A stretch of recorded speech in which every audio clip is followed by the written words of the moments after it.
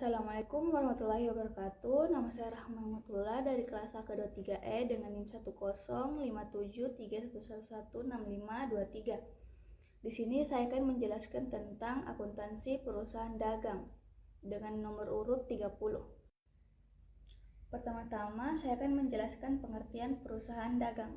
Perusahaan dagang merupakan perusahaan yang proses kerja atau bisnisnya adalah membeli barang dari pemasok lalu menjual lagi ke konsumen tanpa mengubah wujud barang dagangnya.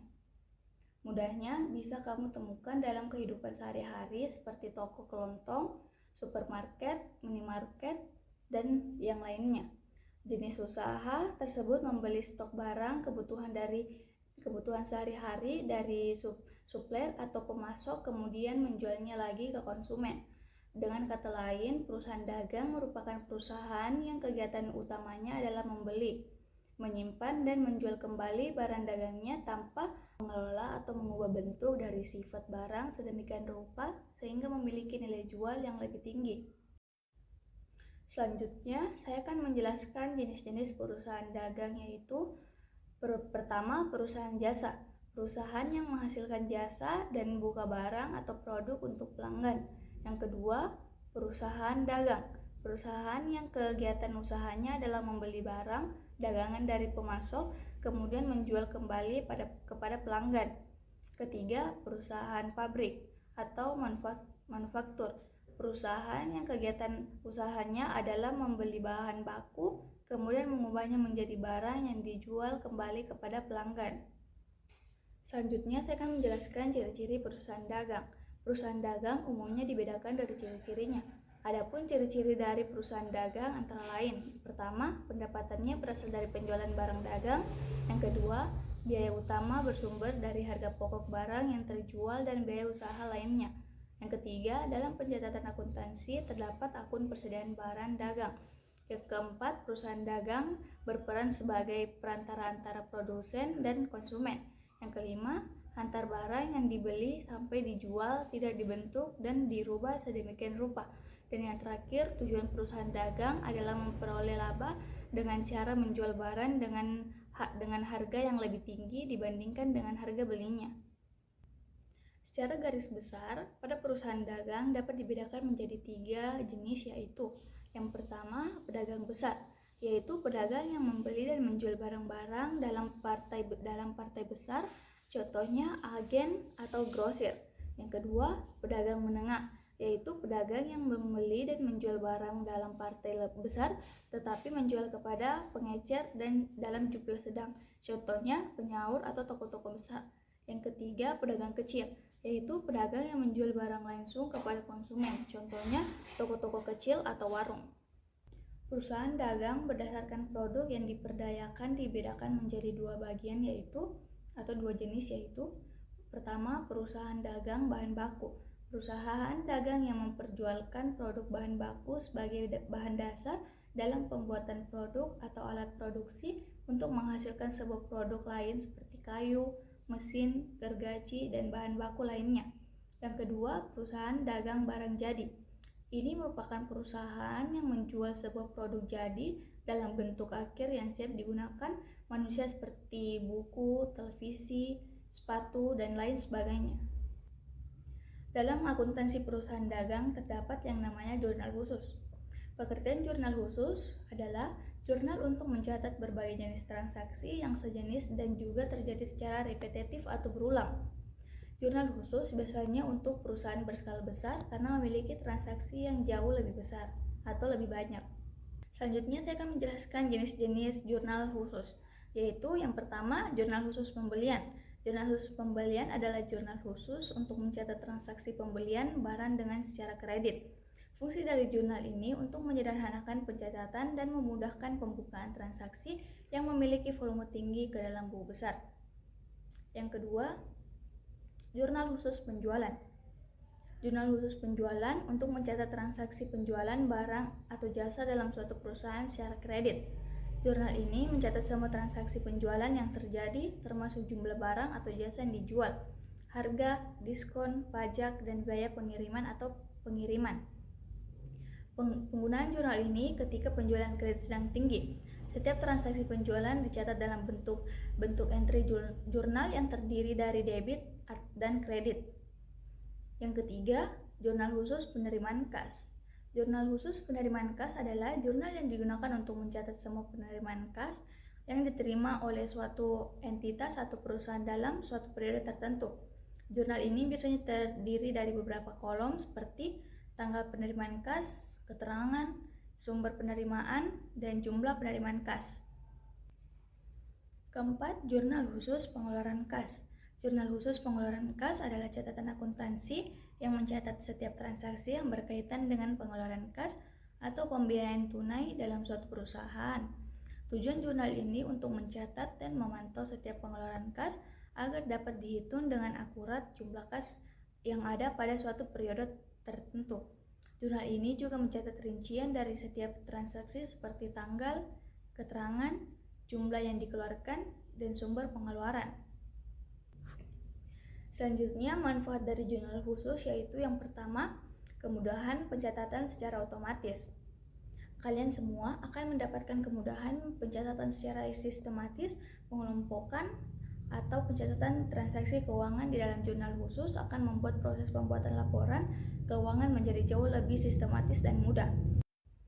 2. Proses data transaksi dengan cepat. Manfaat selanjutnya adalah mempercepat proses dari data transaksi.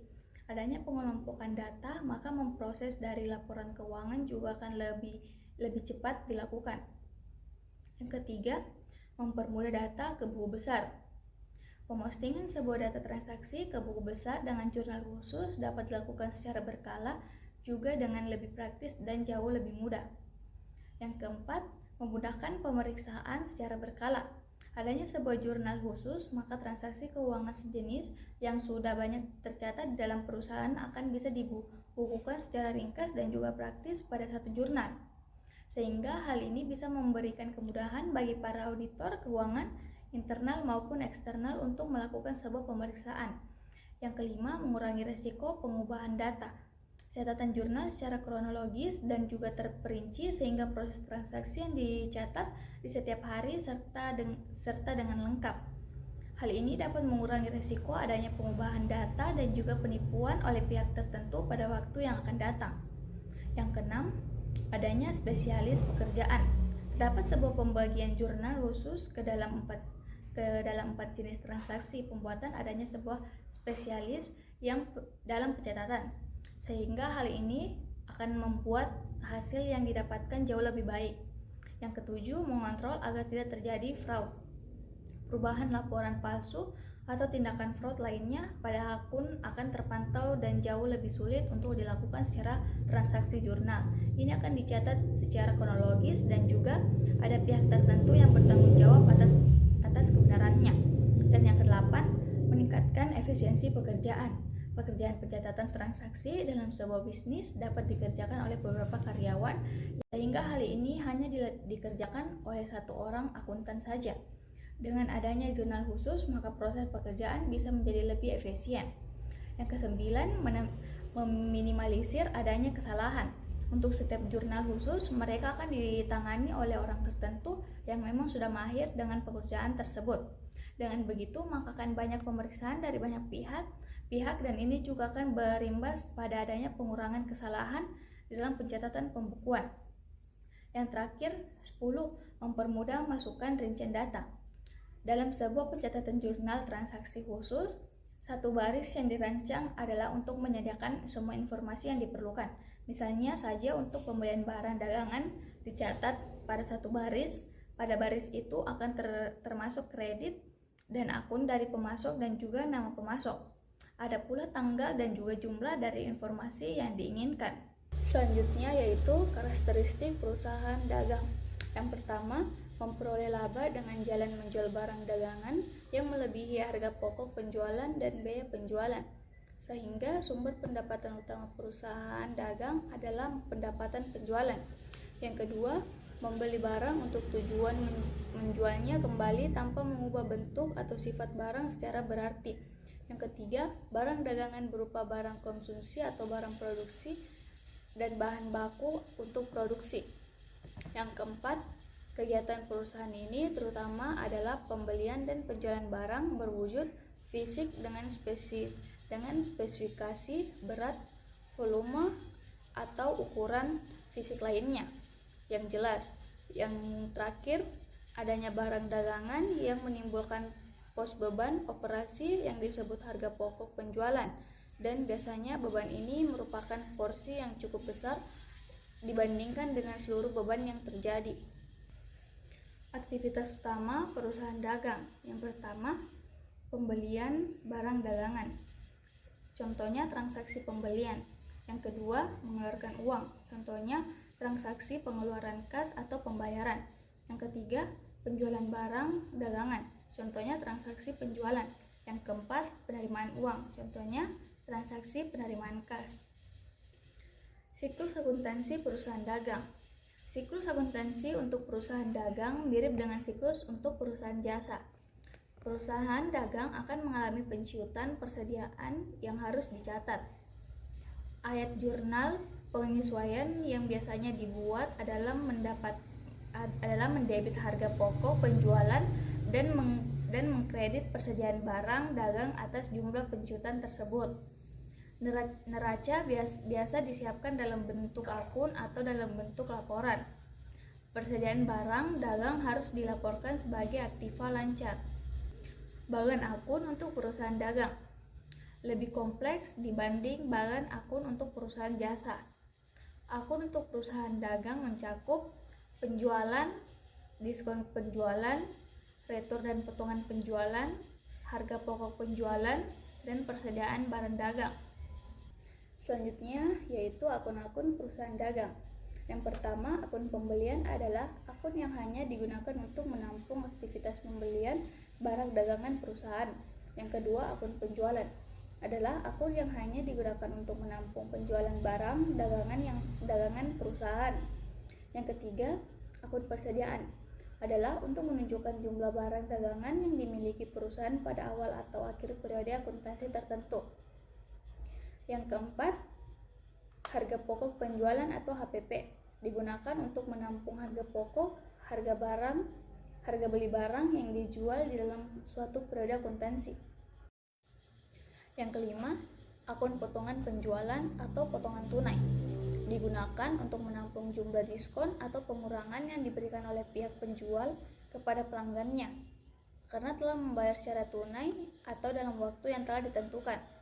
Yang keenam, akun retur penjualan digunakan untuk menampung sejumlah barang yang telah dijual tetapi dikembalikan lagi oleh pihak pembeli karena ada ketidaksesuaian pesanan. Yang ketujuh, akun potongan pembelian digunakan untuk menampung sejumlah diskon yang telah diberikan oleh pihak produsen atau supplier kepada pihak pembeli karena telah membayar secara tunai atau dalam waktu yang telah ditetapkan. Yang kedelapan, beban pemasaran digunakan untuk menampung keseluruhan beban yang dikeluarkan perusahaan untuk menjual dan mendistribusikan barang dagangannya hingga sampai ke tangan konsumen. Yang kesembilan, beban administrasi dan umum digunakan untuk menampung keseluruhan beban operasi kantor guna perencanaan dan pengendalian secara umum. Selanjutnya, prinsip-prinsip dasar akuntansi perusahaan dagang. Prinsip dasar akuntansi perusahaan dagang merupakan fondasi kritis yang membimbing proses pencatatan dan pelaporan keuangan, memastikan bahwa informasi yang dihasilkan tidak hanya akurat, tetapi juga mencerminkan keberlanjutan dan integritas operasional. Berikut adalah beberapa prinsip dasar akuntansi perusahaan dagang, yaitu yang pertama, prinsip entitas ekonomi terpisah. Prinsip ini menyatakan bahwa kegiatan keuangan perusahaan harus dipisahkan dari kegiatan keuangan pemilik perusahaan. Yang kedua, prinsip biaya perolehan. Prinsip biaya perolehan menyatakan bahwa aset perusahaan harus dicatat berdasarkan biaya perolehannya. Yang ketiga, prinsip kepastian pendapatan. Prinsip ini menyatakan bahwa pendapatan perusahaan hanya bisa diakui saat terdapat kepastian bahwa pendapatan tersebut akan diterima secara tunai atau dalam bentuk aset lain yang memiliki nilai yang dapat diukir dengan andal. Yang keempat, prinsip konsisten dan comparability. Prinsip ini menekankan pentingnya konsistensi dalam pencatatan dan pelaporan transaksi keuangan perusahaan. Hal ini memungkinkan perusahaan untuk membandingkan kinerja keuangan dari periode ke periode, serta membandingkan kinerja perusahaan dengan perusahaan sejenis. Selanjutnya, terdapat langkah-langkah di dalam akuntansi perusahaan dagang, yaitu yang pertama, pencatatan transaksi. Langkah pertama dalam akuntansi perusahaan dagang adalah mencatat setiap transaksi keuangan yang terkait dengan penjualan, pembelian, dan pengeluaran perusahaan. Pencatatan ini dapat dilakukan menggunakan jurnal umum atau sistem akuntansi berbasis komputer. Yang kedua, penyusunan laporan keuangan. Setelah transaksi dicatat, langkah selanjutnya adalah penyusunan laporan keuangan. Laporan keuangan yang umum dalam akuntansi perusahaan dagang meliputi neraca, laporan laba rugi, dan laporan arus kas. Yang ketiga, analisis laporan keuangan. Setelah laporan keuangan disusun, langkah selanjutnya adalah menganalisis laporan keuangan tersebut. Analisis laporan keuangan dilakukan untuk mengevaluasi kinerja keuangan perusahaan, mengidentifikasi tren, serta mengambil tindakan yang diperlukan untuk meningkatkan kinerja keuangan.